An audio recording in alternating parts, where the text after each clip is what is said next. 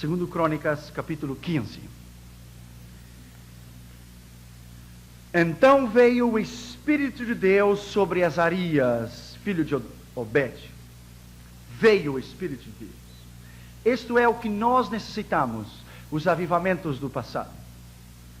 Sempre há um livro comigo, que ele já anda comigo há quase 10 anos, que chama-se, do Dr. Oswald Smith, O Reavivamento que Precisamos.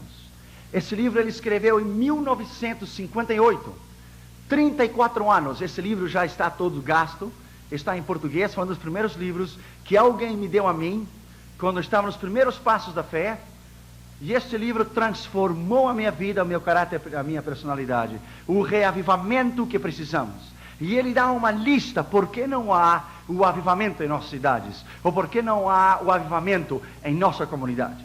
Quando a Bíblia disse, veio o Espírito de Deus, é porque não estava. Nós necessitamos de uma nova unção. Ontem eu creio que Deus começou a fazer algo neste lugar extraordinário. Havia uma unção fora de série nesse lugar. E se você pode sentir no ar, há uma unção nesse lugar, nessa noite. O poder do Espírito de Deus está aqui. Esses 6 dias de crescimento espiritual é a chave para mudar a sua vida e mudar por completo o seu pensamento e a sua mente, para nunca mais perder nenhuma batalha espiritual. Nós temos tido aquela ideia, nós temos perdido a batalha, mas não é guerra. Deus não o chamou para perder nenhuma batalha espiritual. Deus o chamou para ganhar. A Bíblia diz que na sua perna direita está escrito fiel e verdadeiro. E ele saiu vencedor para tornar a vencer. Este é o Deus que você serve. Vencedor. Veio o Espírito de Deus. Saiu ao encontro do rei Asa e lhe disse, ouve-me, Asa, e todo Judá e Benjamim. O Senhor está convosco enquanto vós estáis com ele. Se o buscardes, o achareis, mas se o deixardes, ele vos deixará. Ora, por muito tempo Israel esteve sem verdadeiro Deus. Se Israel esteve sem verdadeiro Deus, é porque adorava outros deuses, que não é verdadeiro. Sem verdadeiro Deus. Verdadeiro Deus. O único Deus. Sem sacerdote que ensinasse e sem lei. Esse capítulo inteiro se trata da apostasia de Israel. É onde está se encaminhando a igreja dos nossos dias, a apostasia. Como nunca antes é necessário manter a doutrina onde nós estamos parados. A doutrina. O que nós cremos. O que é correto. Quando, porém, na sua angústia, voltaram para o Senhor, Deus de Israel, e o buscaram, o acharam. Na sua angústia, na sua aflição. E naqueles tempos não havia paz nem para o que saía, nem para o que entrava, mas grandes tribulações estavam sobre todos os habitantes daquelas terras. Pois nação contra nação e cidade contra cidade se despedaçavam, porque Deus os conturbara com toda sorte de aflições. Esta é a imagem do mundo hoje. Esta é a imagem. Versículo 6. 7. Vós, porém, esforçai-vos, e não desfaleçam as vossas mãos, porque a vossa obra terá uma recompensa. Essa não é uma oração, não é um pedido, é um statement, é uma declaração. É uma declaração. Esforçai, não desfaleçam as vossas mãos, porque a vossa obra haverá uma recompensa. Haverá. Asa, tendo ouvido essas palavras e a profecia do filho de Obed, como nunca antes nós necessitamos de profetas. Nós necessitamos profetas. Homens e mulheres de Deus que nesses tempos possam se levantar baixo a unção e a bandeira do Senhor e dizer, assim diz o Senhor dos exércitos. Profetas. E cobrou ânimo, versículo 8, e lançou fora as abominações de toda a terra de Judá e de Benjamim, como também as cidades que tomara na região montanhosa de Efraim, e renovou o altar do Senhor. Talvez essa noite você deve renovar a sua consagração, o seu altar, a sua entrega ao Senhor. Renovou o altar do Senhor. Elias, antes de orar, ele renovou as pedras, ele arrumou, ajeitou as 12 pedras, segundo os filhos de Jacó. Antes de ele orar, ele arrumou o altar que estava destruído. Se o seu altar espiritual em sua vida está destruído, Deus não pode ouvir sua oração. O renovou o altar. Podemos dizer que o fez de novo, o renovou. Veja bem. E congregou todo o Judá e Benjamim, versículo 9, e os de Efraim, Manassés e Simeão com eles que peregrinavam, pois que muitos de Israel tinham vindo a ele, quando viram que o Senhor seu Deus era com ele. Quando viram que o Senhor seu Deus era com ele. Ajuntaram-se em Jerusalém no 3º mês, no 15º ano do reinado de Asa, e no mesmo dia ofereceram sacrifícios ao Senhor, do despojo que trouxeram 700 bois e 7.000 ovelhas, e entraram no pacto, numa aliança, no pacto, de buscarem o Senhor, Deus dos seus pais, de todo o seu coração e de toda a sua alma, e de todo aquele que não buscasse o Senhor, Deus de Israel, fosse pequeno ou grande, homem ou mulher, ou não prestasse juramento ao Senhor em voz alta, e prestaram com júbilo ao som de trombetas e de buzinas, e todo Judá se alegrou desse juramento, porque de todo o coração juraram. Nesta noite, eu quero que você abra o seu espírito. Abra a sua mente e o seu coração.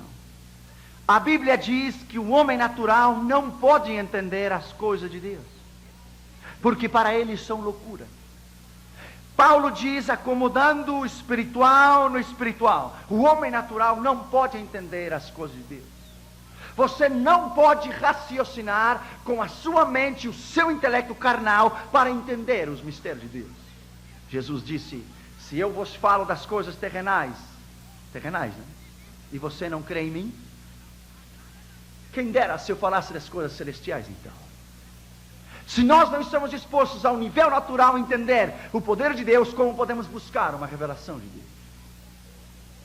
Abra o seu coração. Abra. Pai, em nome de Jesus, fale-nos nessa noite.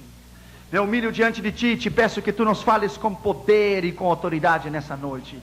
Em nome de Jesus de Nazaré, te pedimos que derrame a Tua glória e o Teu poder nesse lugar. Atamos todo espírito do diabo, toda obra de Satanás que não vem para glorificar e para exaltar o nome de Jesus, e que possa cessar todas as outras vozes, e que somente a voz do Espírito Santo se ouça, em nome de Jesus, para a Tua honra e para a Tua glória. Te pedimos, Senhor, que Tu nos fale nesta noite, em nome de Jesus, amém. Podeis sentar, por favor.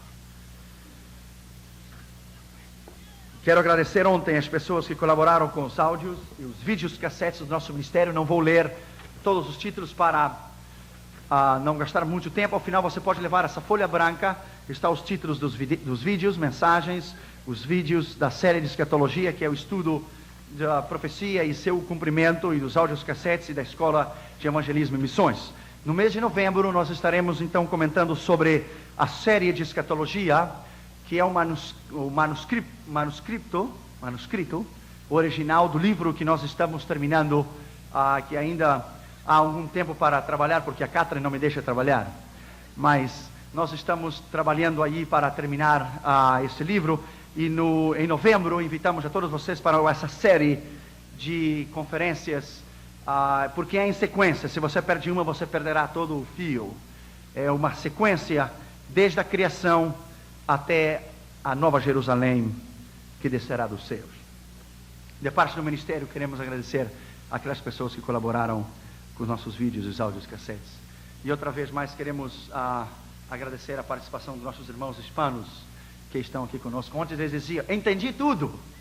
Tinham entendido toda a mensagem.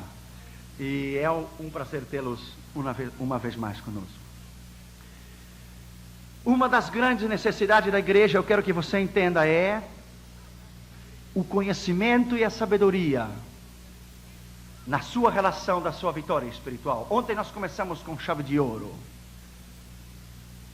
Eu quero que você entenda que a imagem da igreja de hoje, a imagem onde a igreja está hoje, ela está exatamente cumprindo a escritura de 2 Timóteo, capítulo 3, que nos últimos dias os homens se tornariam amantes de si mesmos, se tornariam inimigos de Deus, se tornariam uma série de coisas. A igreja hoje está atravessando um deserto de prova, um deserto em que Deus já está provando se realmente é de dele ou se realmente não é. Há muitas doutrinas que saíram ao mundo, há muitos falsos espíritos que saíram ao mundo, há muitos ensinamentos que não estão de acordo com a palavra de Deus.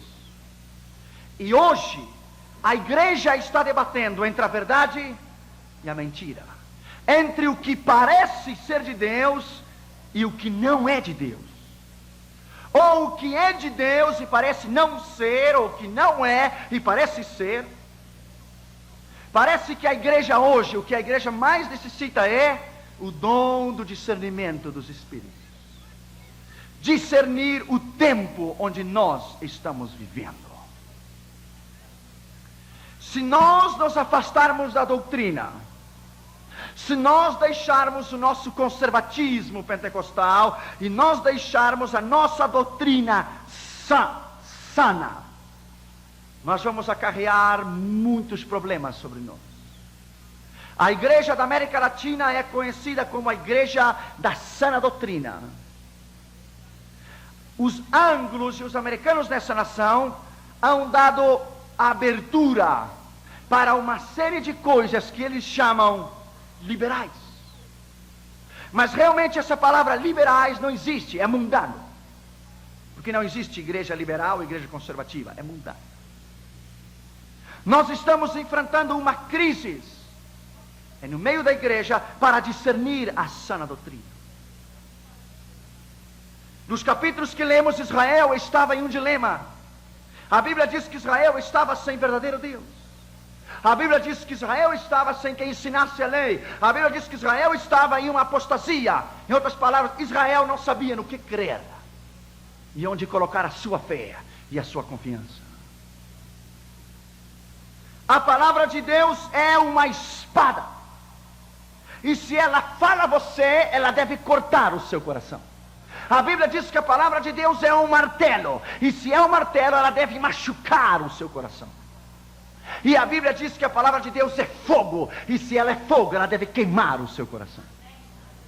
Como nunca antes, nós necessitamos um espírito de temor do Senhor, um espírito de santidade do Senhor. Nós necessitamos voltar ao que nós éramos antes, quando o mundo ainda respeitava, quando o mundo olhava para nós com certo respeito, e a palavra pastor e reverendo era uma palavra acentuada. Hoje o mundo perdeu o seu respeito para nós. Vamos ser sinceros, irmãos. Vamos tirar nossas máscaras e vamos ver onde a igreja está hoje. Ridicularizada. A igreja hoje está em um sistema totalmente que o mundo vê um pregador e não há consideração, não há respeito. Por quê? Porque nós mesmos temos a culpa do que tem sucedido. A igreja dormiu e Satã veio e sembrou discórdia. Esse país dormiu e Satã veio e sembrou discórdia. Os Estados Unidos está em uma crise. E se a nação está em uma crise, a igreja, ao invés de ser luz para o avivamento, a igreja também está numa crise. Uma crise de encontrar a sua verdadeira doutrina. Uma crise onde manter a sua verdadeira doutrina e de lutar contra correntes mundanas que têm invadido a igreja. A Bíblia diz em primeiro lugar que Israel estava sem Deus, ou sem verdadeiro Deus, sem lei. Você não pode viver sem uma causa. Você não pode viver sem um conhecimento prévio do que será a sua vida e planejar a sua vida. Agnóstico é a pessoa que não crê em Deus. Gnosticismo. Ou apologética é a razão da fé cristã. Por que você é cristão? Por que você veio a Jesus? Se você discutisse com os muçulmanos no Oriente Médio, e eles fizessem algumas perguntas para você, ou lhe dissessem, qual é o poder que há na metafísica para perdoar pecados? O que você diria? Me fizeram a mim essa pergunta, em Turquia. Muito intelectual, um senhor que está... Qual é o poder da metafísica? Metafísica é para a ciência que estuda as coisas lógicas. Porque você certamente, rapaz, não se banhou no sangue para estar lavado no sangue, não é assim? Eu disse, você fala de uma teoria, eu tenho a prática. Não se trata de banhar ou tomar um banho no sangue. Pelo sangue somos salvos pela fé, somos justificados pela fé e subiremos pela fé. Você não pode entender a obra da redenção a menos que você a experimente no seu coração. Você não pode experimentar. É impossível. A salvação é um milagre. É um milagre. A redenção é um milagre. A justificação é um milagre.